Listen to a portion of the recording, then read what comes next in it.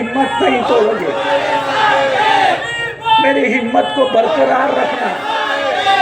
ये मेरा आखिरी भाषण है। आज मेरी हिम्मत टूट गई तो शायद मैं वापस नहीं आऊंगा। मैं तुम्हारे लिए लड़ा हूं, तुम्हारे लिए लड़ता रहा हूं। मेरा पैर खींचने वालों को उनको अपनी जगह दिखाइए। इतनी बात कह के मैं आज के इस महानगर पालिका चुनाव का आखिरी भाषण यहीं पे खत्म करता हूं। खुदा हाफिज।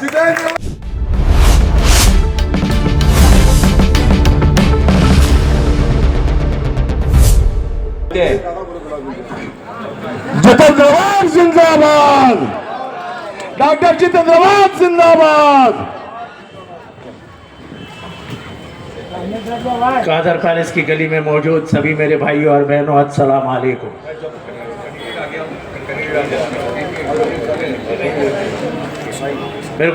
मेरे को याद है एक ज़माने में मेरे दोस्त, मेरे छोटे भाई, मेरे बड़े भाई या छोटे भाई मालूम नहीं, उम्र मालूम नहीं है, लेकिन मरहूम यासिन सुरमैन जी ने ये रोड पास करवाया था और इसका नाम मौलाना हजरत मौलाना नोमानी के साहब के मोहानिन साहब के नाम पे ये रोड को पास किया था। ये कादर पैलेस ये एरिया कैसा था और कैसा हुआ है, यहाँ पे रहने वाले लोग जानते हैं कि कादर पैलेस में हालात क्या थे और किस तरीके से उसको बदले गए। पूरे मुमरा में ही ये हालात थे और मुमरा में हर गली में जाके हमने काम करके मुमरा के हालात बदल दिए। आज एमएम वैली के रास्ते से कोई गुजरता है तो बांद्रा वाला भी आता है तो बोलता है कि बांद्रा भारत नगर से तो अच्छा एमएम वैली एरिया है। भारत नगर से यानी बांद्रा से अच्छा लोग बोलते मुमरा है। लोग अब जब भिंडी बाजार में घर बेचते हैं तो वो ये नहीं कहते कि मैं गोवंडी जाऊंगा, भिवंडी जाऊंगा, जोगेश्वरी जाऊंगा। वो कहता है कि मैं मुमरा जाऊंगा, कौसा जाऊंगा, शील जाऊंगा और शांति से रहूंगा। ये हमारे मुमरा की बदलती हुई पहचान ये मुमरा की तरक्की की वजह से हुई है और ये तरक्की मेहनत की वजह से हुई है। पिछले 20 सालों में लगातार हमने मेहनत करके कामों का अंजाम दिया और आज ये बदलता हुआ खूबसूरत शहर आपके हाथों में। आज थाना के सबसे अच्छा कैंसर हॉस्पिटल किधर है? मुमरा में। सबसे अच्छी मुसलमानों के लिए एरिया में लाइब्रेरी किधर है? मुमरा में। पूरे थाने शहर में कहीं पे भी शादी खाना नहीं है। शादी खाना कहाँ पे बन रहा है? मुमरा में। मुंबई क्रिकेट एसोसिएशन का कहीं पे भी ट्रेनिंग एकेडमी नहीं है, सिर्फ एक बांद्रा में है। दूसरी कहाँ पे बन रही है? मार्केट का काम कहाँ पे शुरू है? और वो भी सब वार्ड नंबर 30 में। कॉलेज बन रहा है, स्कूल बन रहा है, हॉस्पिटल बन चुका है, 30 लाख की 2 टंकियां बन रही है। यही बाजू में एरिया है ना, चांदनगर बाजूला है ना। पहले पानी की टंकी, जिसको उसका नाम भूल गया हूं, पहले पानी की टंकी 15 लाख लीटर की वही बनी थी। अब 30 लाख लीटर की 2 टंकियां वहां बन रही है। म्युनिसिपैलिटी का ऑफिस वहां बन रहा है, बस डेपो वहां बन रहा है। और ये सब जब बनता है तो ये दिखाता है कि ये शहर तरक्की की ओर बढ़ रहा है। एक जमाना था, बुजुर्गों को याद होगा, कि मुंबई ने पूरे भारत में कहीं पे भी बम ब्लास्ट हुआ तो आरोपी कहां से उठाए जाते थे? एटीएस कहां पे आता था? मुंबई क्राइम कहां पे आती थी? अब आती है? अब आपके बच्चों को उठाया जाता है क्योंकि एक मुमरा को पहचान देने वाला और मुमरा के मुश्किलातों को सवाल पूछने वाला, मुश्किलों के लिए सवाल पूछने वाला आदमी जिंदा है। उसका नाम जितेंद्र आव्हाड है।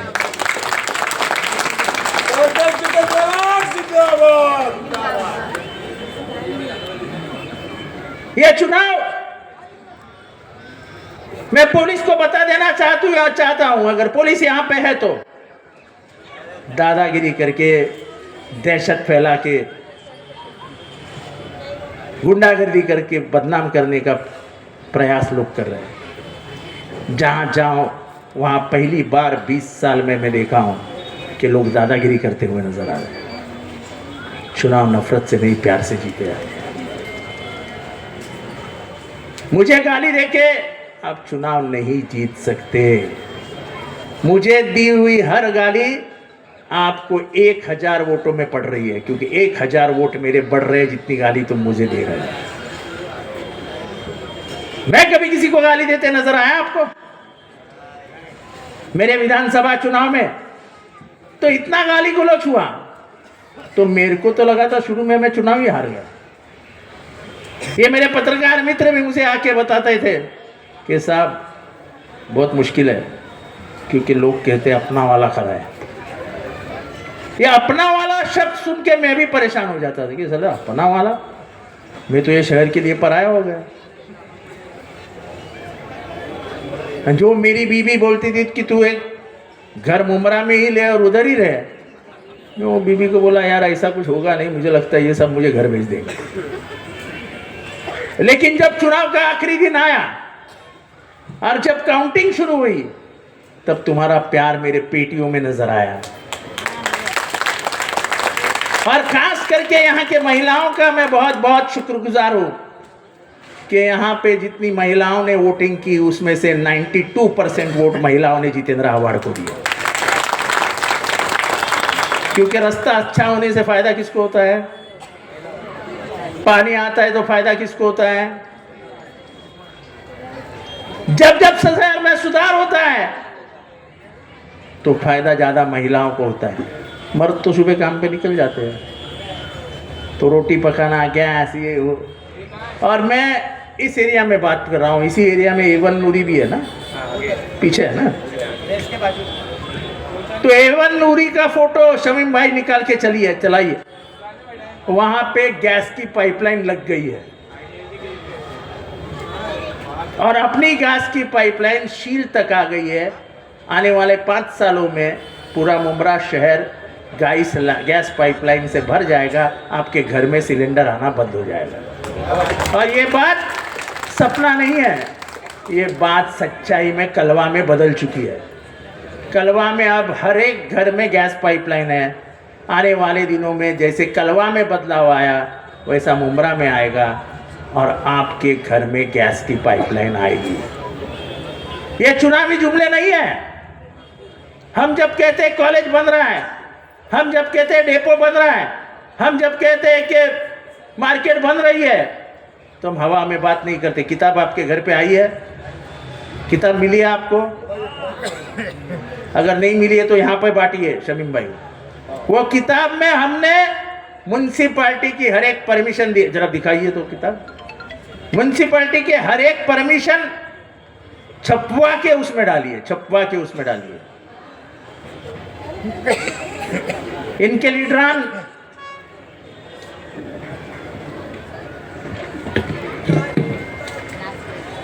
ये देखो परमिशन,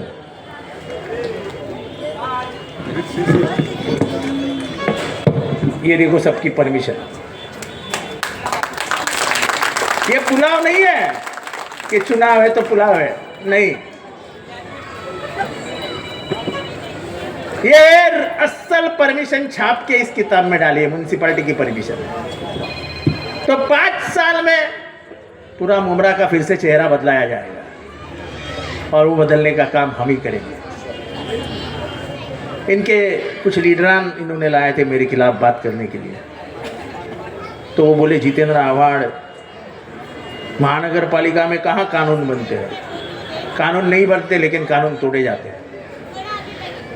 350 साल पुरानी मस्जिद दिल्ली में 2 दिन पहले फैज़े आम इलाही मस्जिद 350 साल पुरानी थी, आपने पढ़ा है? 22 बुलडोजर लगा करके, 22 बुलडोजर, हाई कोर्ट का स्टे ऑर्डर है, तो भी तहस नहस कर दी। कोई जवाब है इनके पास? ये घड़ी जाके कमल के गोद में बैठी हुई है। ये घड़ी वालों ने कभी सवाल पूछा कि ये क्यों किया? नीतीश कुमार मेरे पर्दा नशीन बहन का पर्दा ऐसे उठा देता है और बेशरम बीजेपी वाले पूछते हैं कि क्या हुआ, चेहरे को तो हाथ लगाया, तेरे बाप का है क्या? नकाब। देखो शमीम भाई, नकाब है, पर्दा है, घूंघट है, ये सब स्त्री लज्जा का हमारा संस्कार और संस्कृति, उसको आप बिगाड़ नहीं सकते हो। धर्म के नाम पे अत्याचार और अन्याय ज्यादा नहीं किया जाता है। बिल्किस बानो के सामने बिल्किस बानो पे रेप होता है, 14 लोग घर पे मारे जाते हैं और आप उन लोगों को सरकार का अधिकार है बोल के जेल से रिहा कर देते हो। ये तो सुप्रीम कोर्ट जाग उठा और कहा कि गवर्नमेंट का ये जो कुछ ये सरकार ने किया है ये गलत है और फिर से उनको जेल भेज देता है। क्यों? मुसलमानों को न्याय नहीं मिलेगा इस शहर देश में? महानगर पालिका में भी तोड़ू कार्रवाई होगी, मुसलमानों की बिल्डिंगें तोड़ी जाएगी तो हमारे लोग नगर सेवक उठेंगे और आवाज उठाएंगे। ये शहर में अगर कोई बोलेगा लांडिया को मारो दांडिया, तो आप सहन करोगे? करोगे? तो घड़ी निशान पे चुन के आया हुआ संग्राम जगताप नाम का उनका आमदार बड़े महफिल में कहता है कि लांडे को दांडे से मारो। कोई एक उनका आमदार उठता है और बोलता है कि मुसलमानों के दुकानों से खरीदारी बंद करो, उनकी आमदनी कम कर दो। क्या ये भारत में चल सकता है?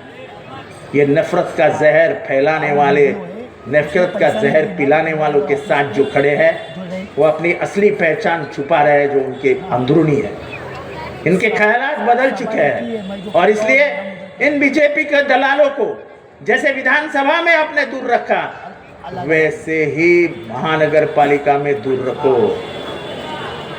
यही इनकी एक औरत जो इनकी उम्मीदवार बनी बैठी है, हर यात्रा का समर्थन करती है। जो यात्राएं पहले शहर से नहीं आने देते थे, उसने जबरदस्ती शहर से बुलवाया, अंदर आने दिया और उन गुंडों ने जाके हमारे कौसा मस्जिद के सामने नंगा नाच कर दिया। वो कोई हिंदू नहीं थे, वो गुंडे थे और वो गुंडों का समर्थन वो औरत कर रही, जो आज उनकी उम्मीदवार बन के बैठी है। यहाँ पे इज्तिमा हुआ तो इज्तिमा में बोलती है कि इज्तिमा नाम के लिए कहा जाता है, किया जाता है। वहाँ पे जो आलिम है, जो मौलाना है, वो तो ज़मीन हड़प लेते हैं। हमारे आलिम, हमारे इमाम साहब क्या ज़मीन हड़पने के लिए इज्तिमा करते हैं? तो ये गलत है कि नहीं है? तो ये गलत के खिलाफ बोलना है कि नहीं है? और कोई नहीं बोलेगा तो जितेंद्र आव्हाड बोलेगा, तुम नहीं रोक सकते हो।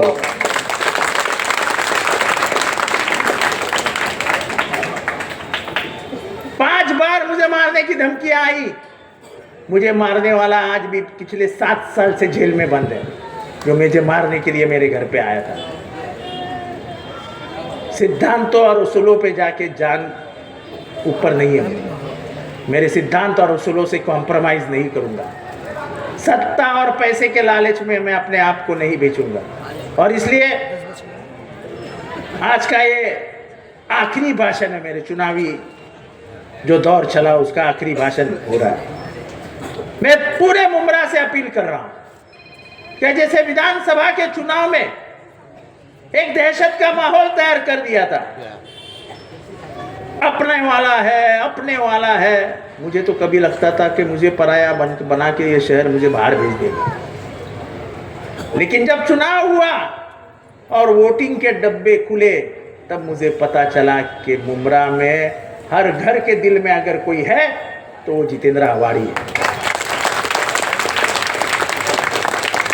तो ये जुमला बोल के मैं ये बात आपके सामने रख के मैं मेरे कैंडिडेट, ये तो आपके घर का बच्चा है इमरान सुरमे, ये अपने मेरे लड़के जैसा है, शमीम खान जी का बेटा है समीर, ये जैद कांचे है और ये मिस्टर जुबैर अंसारी है।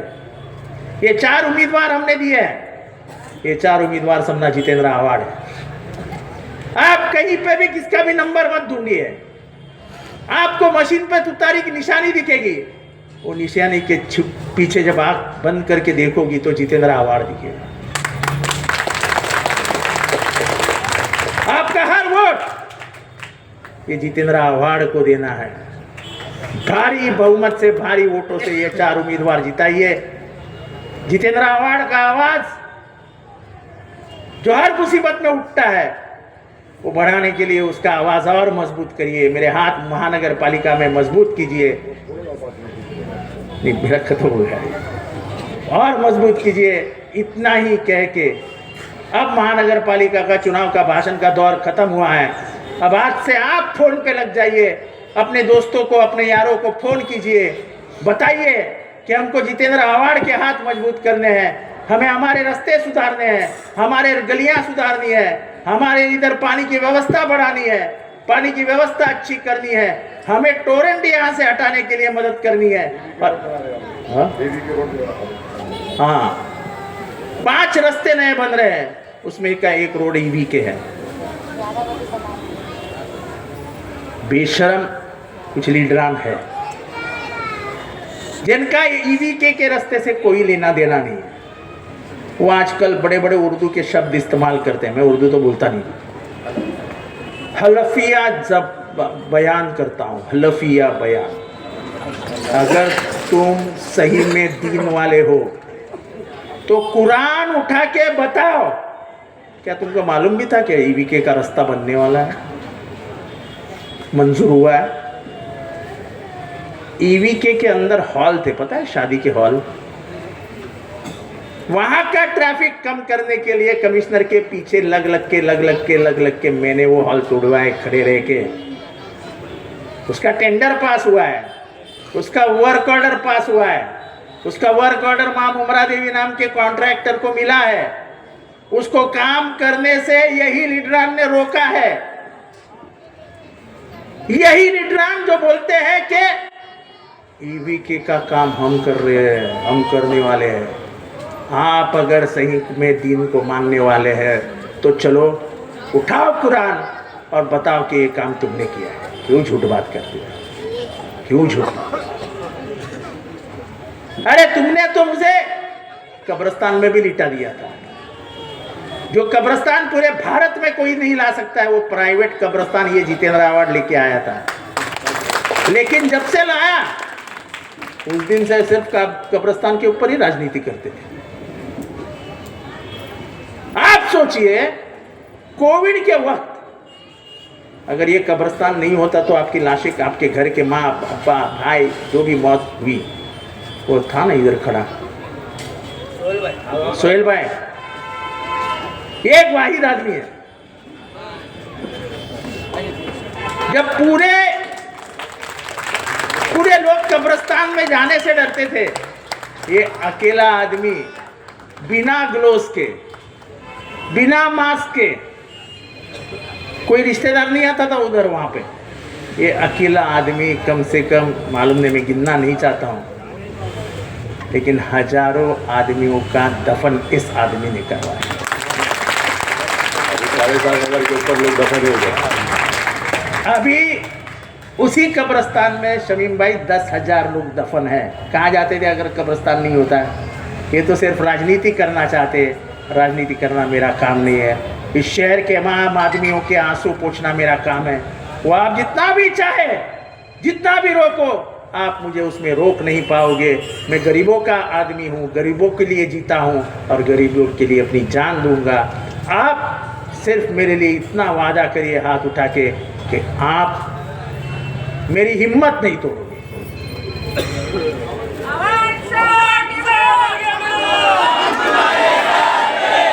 आप मेरी हिम्मत नहीं तोड़ोगे। मेरी हिम्मत को बरकरार रखना।